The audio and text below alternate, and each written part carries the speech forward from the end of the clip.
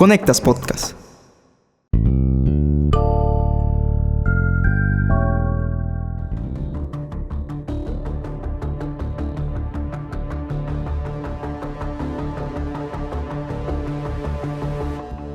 En los últimos 2 meses, el gobierno de Donald Trump ha publicado varios videos como este, en los que fuerzas estadounidenses bombardean pequeñas embarcaciones en el Caribe. Washington sostiene que se trata de lanchas que transportan drogas ilegales, que Estados Unidos está en guerra contra el narcotráfico y que los narcotraficantes son equiparables con los terroristas de Al Qaeda. Pero esta no es la única forma como el gobierno de Donald Trump está interviniendo en América Latina. Esta semana en Tenemos que Hablar, las bombas de Trump contra sus enemigos latinoamericanos.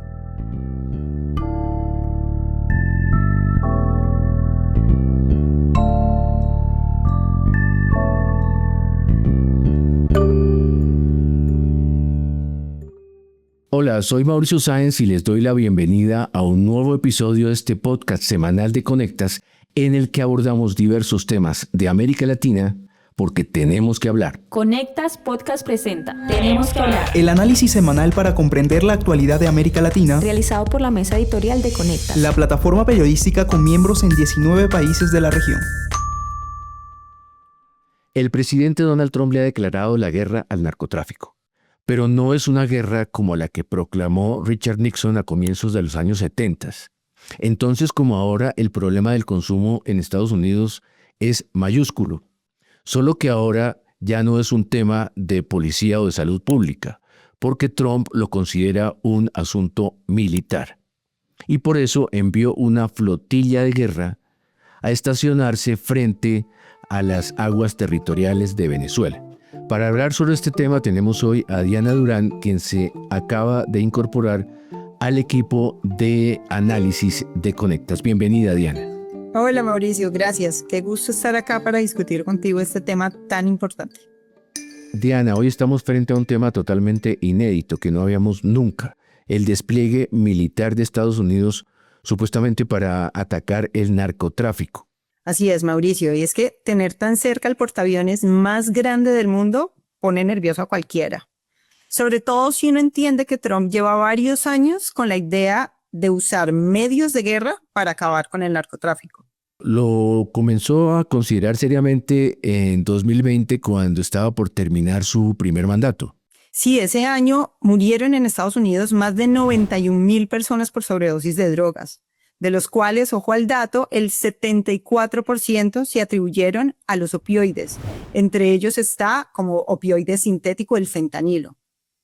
Trump en ese momento preguntó si podía atacar con misiles Patriot a los laboratorios de fentanilo en México, y la pregunta se la hizo a su secretario de defensa de ese momento, un hombre llamado Mark Esper. Y él fue quien contó esta anécdota en un libro que publicó en 2022. Trump no refutó esa historia que contó Esper. El presidente me lleva aparte al menos en un par de ocasiones y me sugiere que tal vez deberíamos pedir al ejército estadounidense que lance misiles hacia México. Pero ahora que volvió a la Casa Blanca, Trump ya no mira tanto a México como hacia Venezuela, luego de aumentar a $50 millones la recompensa por la captura de Nicolás Maduro. ¿Por qué crees que hizo ese cambio de dirección en su mirada geográfica? Pues yo le pregunté eso a Michael Shifter, que es un profesor de la Universidad de Georgetown y expresidente de Diálogo Interamericano, y esto fue lo que me dijo. Pero por momento es mucho más fácil y mucho menos riesgoso, con menos consecuencias, atacar y asesinar gente que supuestamente está llevando drogas en buques, en barcos pequeños en el Caribe. Yo creo que esto es algo y combina con el hecho que la acusación contra Maduro no de ser un dictador, pero de ser un narcoterrorista. En Venezuela muchos temen que los van a invadir para sacar a Maduro y que lo del narcotráfico es apenas un pretexto. Pero también hay quienes piensan que Trump no va a atacar a Venezuela. Sí, gente como Elliot Abrams, que fue enviado especial ante Venezuela del propio presidente Trump en su primer mandato. En una entrevista reciente con la BBC, Abrams dijo que esta es solo una operación psicológica para debilitar al círculo de Maduro y por ende al propio presidente venezolano. En todo caso, no todo el mundo aprueba lo que está haciendo Trump en el Caribe y ahora últimamente en el Pacífico. Es que, fíjate, hasta octubre 30 contamos 14 ataques a lanchas en las que han muerto 61 personas. Y es un número grande. Y lo más complicado, me parece a mí, Mauricio, es que la administración Trump decidió que Estados Unidos está en un conflicto armado no internacional. Digo esto entre comillas, citando al propio presidente Trump. Un conflicto con las organizaciones narcotraficantes, es decir, que transportar cocaína es igual a transportar armas, que ingresar cocaína a Estados Unidos es igual a un ataque armado contra la población civil. Así lo dijo Shifter. No hay una comparación válida, no tiene mérito la comparación. Unos militantes que están atacando a Estados Unidos, digamos, en una forma bélica, un ejército ilegal, es muy diferente a personas que pueden ser criminales y pueden ser involucrados en actividades ilícitas, pero no están en conflicto armado. Legalmente una declaración de guerra requiere en Estados Unidos la aprobación del Congreso, ¿o no? Pero el presidente Trump, aunque tiene las mayorías en el Congreso, dijo que no está interesado en buscar esa autorización, que él simplemente está interesado en matar a quienes llevan drogas por el mar. El 23 de octubre se lo dijo así de claro en una rueda de prensa a los periodistas. Bueno, no creo que vayamos a pedir necesariamente una declaración de guerra. Creo que simplemente vamos a matar a las personas que están trayendo drogas a nuestro país. ¿De acuerdo? Las vamos a matar. Esto de equiparar al narcotráfico con el terrorismo es tan complejo que la administración Trump no ha podido convencer ni siquiera a los exasesores del presidente Bush, que mantuvieron personas del Medio Oriente presos en cárceles secretas acusados de terroristas. Sí, tampoco el presidente colombiano Gustavo Petro. Pero Petro tiene una confrontación con Trump que viene prácticamente desde que éste asumió el poder. Sí, y en varios frentes además, Mauricio. El primero, quizá lo recuerdas, fue por el plan de deportaciones masivas de Trump en enero, cuando Trump estaba recién posesionado. Y en ese momento el presidente Petro avisó por Twitter, por X, que devolvía 2 aviones militares que iban volando ya hacia Colombia con cientos de personas deportadas, diciendo que no los aceptaba porque esas personas venían esposadas a pesar de no haber cometido delitos. Hay que ver la furia que le dio a Trump cuando pasó eso. No le hizo ni 5 de gracia. Colombia fue el primer país al que el presidente Trump lo amenazó con aranceles. Las relaciones entre estos estados ha llegado a un punto muy bajo. Y que ambos presidentes sean de temperamento volátil, que les gusta abordar temas de Estado desde las redes sociales, pues no ayuda. Mira lo que me dijo Shifter sobre este tema. A diferencia de otros presidentes que hemos tenido en Estados Unidos, no es un presidente que analiza muy de fondo los intereses estratégicos o económicos o políticos de Estados Unidos. Él es muy intuitivo y responde a distintos líderes, si le gusta o no le gusta. O sea, él es muy impulsivo en ese sentido. Y es cierto que el problema es que son demasiado parecidos con Petro, de cierta manera. Hay mucha emoción con Trump también. Y lo más llamativo es que por décadas Colombia fue el aliado estratégico número 1 de Estados Unidos en la región, hasta que llegó Petro.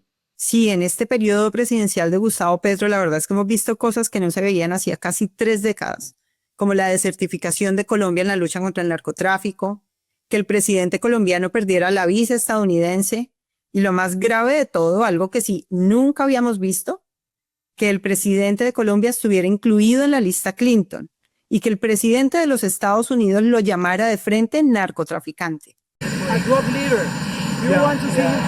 Él es un narcotraficante. El presidente de Colombia es un narcotraficante.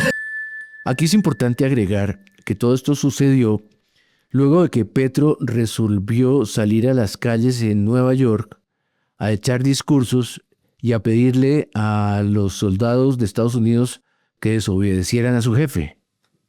Desobedezcan la orden de Trump, obedezcan la orden de la humanidad. Y yo añadiría algo muy importante, Mauricio, y es que el presidente Trump acusó al presidente Petro de ser narcotraficante sin un sustento legal. No existe, por ejemplo, en el sistema judicial estadounidense hoy una acusación formal en contra de Petro, un indictment. Petro dice que al mandatario de los Estados Unidos lo están asesorando muy mal con respecto a Colombia. Luego es el fruto, esa pérdida de apoyo, de un lobby que hay sobre el presidente Trump. En mi opinión, puedo errar, el presidente Trump no conoce nada de esto.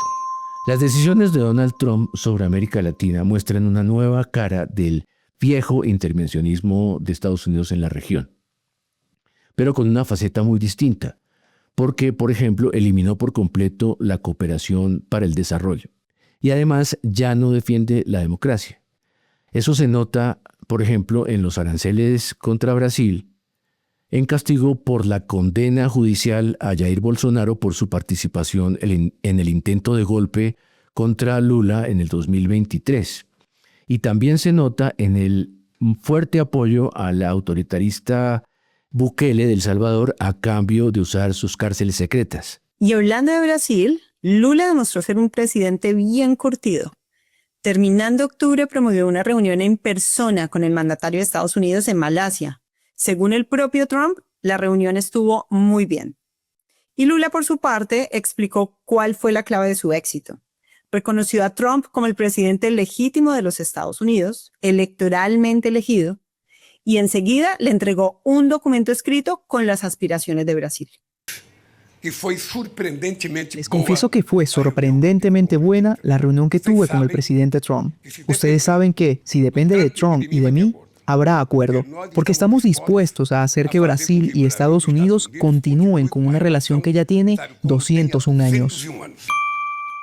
Y el nuevo intervencionismo también es con plata, o sino que lo diga el presidente argentino Javier Milei, quien recibió un swap por $20.000 millones a cambio, eso sí, de que ganara las elecciones congresionales del fin de semana pasado, cosa que realmente ocurrió. Estados Unidos, ¿tuviste alguna comunicación? Escribió el presidente Trump felicitándonos y escribió el secretario Bessent. Es que, como nos dijo Michael Shifter, Donald Trump es un presidente personalista, con otra característica muy particular, que ha perdido el decoro con el que otros mandatarios de la primera potencia mundial manejaban la política exterior. Sus afectos o impresiones individuales parecen estar por encima del manejo político que las situaciones requieren. El decoro es importante. Hay muchos países y muchos presidentes que son hipócritas. Hay double standards en muchos casos. Pero si no hay normas, si no hay decoro, si no hay ciertas reglas, vivimos en un mundo sin orden, sin control, cada uno por lo suyo. Yo no creo que es un mundo donde quiero vivir. Yo no creo que es un mundo que sería lo mejor para el bienestar de la gente. Entonces yo creo que es importante tener ese decoro, aun si hay violaciones de esas normas. Detrás de todo esto parece estar también el interés de Trump por consolidar la hegemonía de Estados Unidos en América Latina frente a las incursiones de potencias extracontinentales como Rusia, pero sobre todo como China. Una política en la que Trump parece dispuesto a equipararse con esos dos únicos líderes mundiales con los que se considera a la par, que son Vladimir Putin y Xi Jinping. Y si Putin ataca a Ucrania y pone a temblar a toda Europa, y Xi Jinping amenaza a Taiwán y pone a temblar a toda la cuenca del Pacífico, ¿por qué Trump no podría amenazar a Venezuela y de paso enviarle un mensaje a todo un continente que él considera su terreno natural en este nuevo orden mundial. ¿Qué sigue ahora, Diana? Pues Mauricio, a mí me parece que esa cuota de incertidumbre, todo esto que no sabemos si va a pasar o no, es algo que el presidente Trump pone sobre la mesa muy a propósito, justamente para poder manejar las relaciones internacionales más a su gusto. Pues tendremos que seguir manteniendo nuestra atención sobre las decisiones del presidente Donald Trump, porque ciertamente nos afectan a todos. Muchas gracias, Diana, por tu participación en este importante análisis. Gracias a ti, Mauricio, y un saludo a nuestra audiencia. Y a quienes nos siguieron, los esperamos en la próxima edición de este podcast semanal de Conectas, porque tenemos que hablar.